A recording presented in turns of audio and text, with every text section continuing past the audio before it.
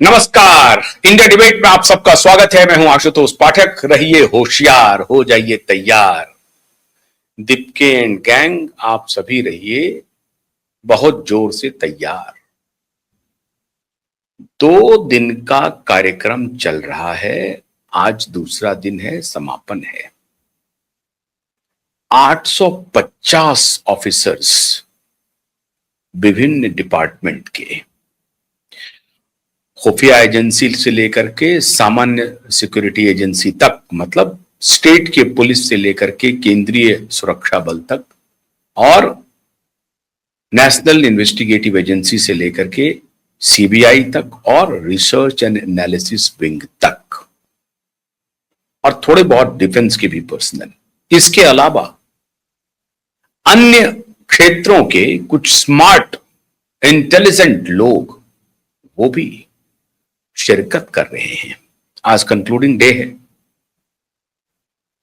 गृह मंत्री के निशाने पर आ जाइए अब सारे लोग।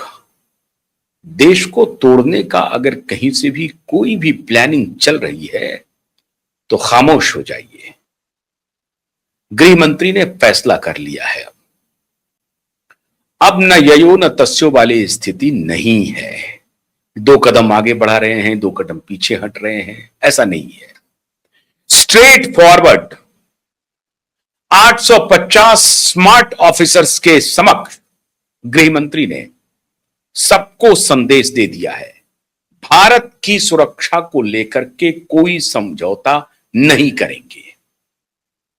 और केवल ये मात्र ये नहीं है कि बम, गोला, बारूद, कहां कौन क्या कर रहा है, खून बहाने का ना,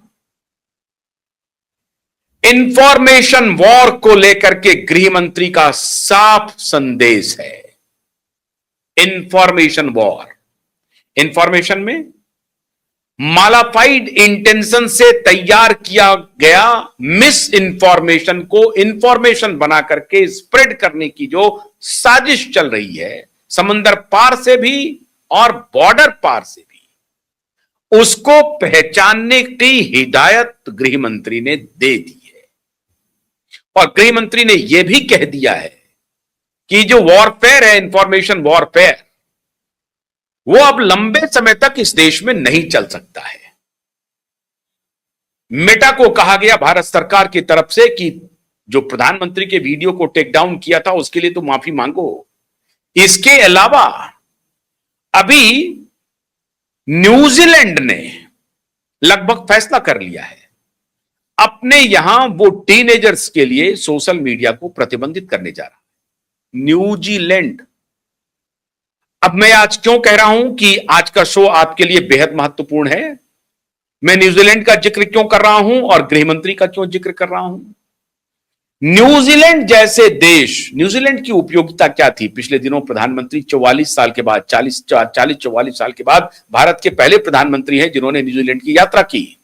ऑस्ट्रेलिया से वो न्यूजीलैंड भी गए थे, वरना उनको ऑस्ट्रेलिया से लौट आना था, इंडोनेशिया, ऑस्ट्रेलिया और उसके बाद लौटना था भारत। लेकिन फिर एक प्लान बना कि वो नीदरलैंड की भी यात्रा करेंगे, जिस नीदरलैंड की यात्रा में भारत के विदेश मंत्री उनके साथ नहीं थे, लेकिन एनएसए डोभाल उनके साथ थे। इस पर मैंने विस्तृत डिटेल आपको बताया हुआ है अपने पिछले कार्यक्रम में। आज वो न्यूजीलैंड, उस न्यूजीलैंड में सोशल मीडिया पर प्रतिबंध लगाने की बात हो रही है। सरकार वहां पर प्रतिबंध लगा रही है अपने नौजवानों के लिए।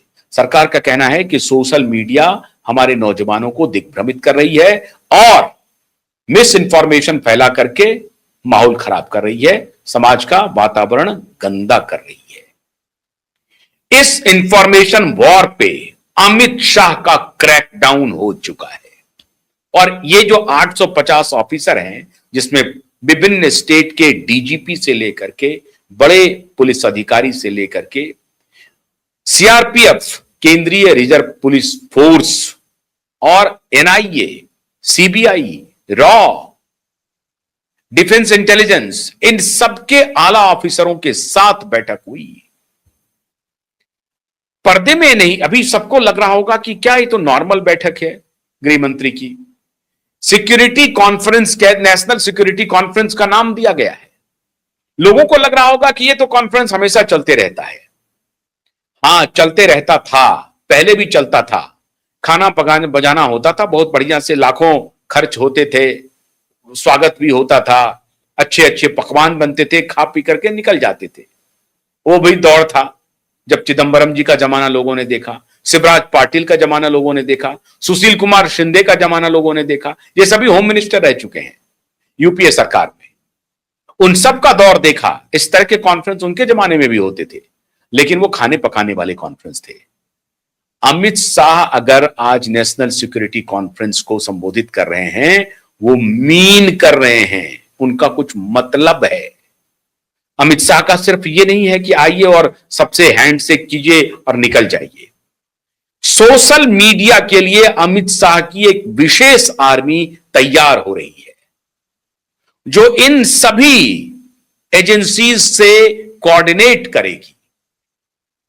और वो सोशल मीडिया पर क्या चल रहा है, कहां क्या चल रहा है, किस तरह से हमारे युवा पीढ़ी को वो दिग्भ्रमित कर रहा है, छोटे छोटे बच्चों के लिए जो सेक्सुअल एब्यूज के जो वीडियोस बन रहे हैं उस पर नजर रख रहा है। और अब आप आने वाले दिनों में देखेंगे कि बड़े पैमाने पर धरपकड़ होगी। मुंबई में जो एक फैक्ट्री चल रही है सेक्सुअल एब्यूज की, उस फैक्ट्री पर भी क्रैकडाउन है। केवल मुंबई नहीं, देश के जिस जिस इलाकों में इस तरह की फैक्ट्रियां चल रही हैं उस पर गृह मंत्री का सॉलिड क्रैकडाउन हो चुका है। और इस कॉन्फ्रेंस में उन्होंने दो टूक कहा है कि हमें इंफॉर्मेशन वॉरफेयर में का मुकाबला करना है। एक वॉर तो वो होता है जब आप सीमा पर लड़ रहे होते हैं दुश्मनों से, जो विदेशी सैनिक हैं उनसे आप लड़ रहे होते हैं, टकरा रहे होते हैं, वो डायरेक्ट वॉर जिसको आप कहते हैं। लेकिन इंफॉर्मेशन वॉर छुप करके होता है, छद्म वॉर है। कौन कहां से क्या अपलोड कर दिया पता नहीं चलेगा, और वो अपलोड हो गया और उसके बाद हंगामा शुरू हो गया। आप हैरान हो जाएंगे, नेपाल के जो वर्तमान प्रधानमंत्री हैं बालेंद्र शाह, उनके खिलाफ दोबारा माहौल खराब हो गया। पहला माहौल कैसे खराब हुआ था? कोहली सरकार के खिलाफ एक सामान्य ऑटो चालक को सेल्फ इमोल्यूशन करना पड़ा, और उसके बाद से वो मामला भड़का, और वो भड़का जब आग लगी तो कहा तो गया कि वहां के लोगों ने किया, लेकिन आग लगाई गई सीआईए के पूरे इशारे पर, आईएसआई के इशारे पर ये पूरा केंद्रित था यह आंदोलन। लेकिन आज क्या स्थिति है? जिन्होंने आंदोलन किया, आज बालेंद्र शाह जो वहां प्रधानमंत्री हैं, उनके खिलाफ उन्हीं की आरएसपी जो पार्टी है उसने बगावत कर दिया है। उनके जिम्मेदार नेताओं ने कहना शुरू कर दिया कि भाई पिछले दिनों 35 बैठक हुई है नेपाली पार्लियामेंट की, और उसमें महज 4 दिन बालेंद्र शाह आए हैं। अब उनकी पार्टी के लोग ये बिगुल फूंक रहे हैं बालेंद्र शाह के खिलाफ। आप कल्पना कीजिए इंफॉर्मेशन वॉरफेयर का क्या खेल हो सकता है। इसीलिए अगर गृह मंत्री भारत में कह रहे हैं कि इंफॉर्मेशन वॉरफेयर में हमें जाना पड़ेगा और हमें इसको काउंटर करना पड़ेगा, यह अधिक खतरनाक है। जो बॉर्डर पर हम लड़ाई लड़ते हैं उससे अधिक खतरनाक है, जो घुसपैठिया घुसपैठ करता है उससे भी अधिक खतरनाक है। क्योंकि आप आईपी एड्रेस कौन कहां से ऑपरेट कर रहा है, पाकिस्तान से ऑपरेट कर रहा है, बांग्लादेश से ऑपरेट कर रहा है, या बुर्किना फासो से कर रहा है, आपको पता लगाना पड़ेगा। और पता लगाने के लिए इसमें एक्सपर्ट लोगों की टीम होनी चाहिए, तब तो पता चलेगा। नहीं तो किसी ने, अभी आप देखिए कि सीजेपी का प्रदर्शन चल रहा था, पीयूष गोयल की आवाज में वीडियो बना करके ब्रॉडकास्ट कर दिया गया सोशल मीडिया पे कि ये क्या है, ये कॉकरोच लोग हैं, इनको तो हम मसल देंगे, इनकी क्या औकात है। इस तरह के कुछ ऐसे अभद्र टिप्पणी वाला वीडियो ऑडियो जो कि लोगों को इंसाइट करेगा, उसको और कहेगा, भड़काएगा, आग में घी का काम करेगा। इस तरह के फेक वीडियो बने और उसे प्रसारित किया गया पीयूष गोयल का, जिसका कोई लेना देना नहीं था। उसी प्रकार से अन्य डीप फेक वीडियो बनाए जा रहे हैं। तो अब ये गृह मंत्री ने सभी ऑफिसरों को कहा है कि देखिए, हमारे सामने जो सबसे बड़ी चुनौती है देश के सामने, वो इंफॉर्मेशन वॉरफेयर का है। और इसमें जो इंफॉर्मेशन स्कैटर्ड है, कहीं पर कहीं इतने प्लेटफॉर्म है, आप देखिए ना, इंस्टाग्राम हो गया, टेलीग्राम हो गया, व्हाट्सएप हो गया, फेसबुक हो गया, यूट्यूब हो गया, और इसके अलावा मैसेजेस अलग हो गए।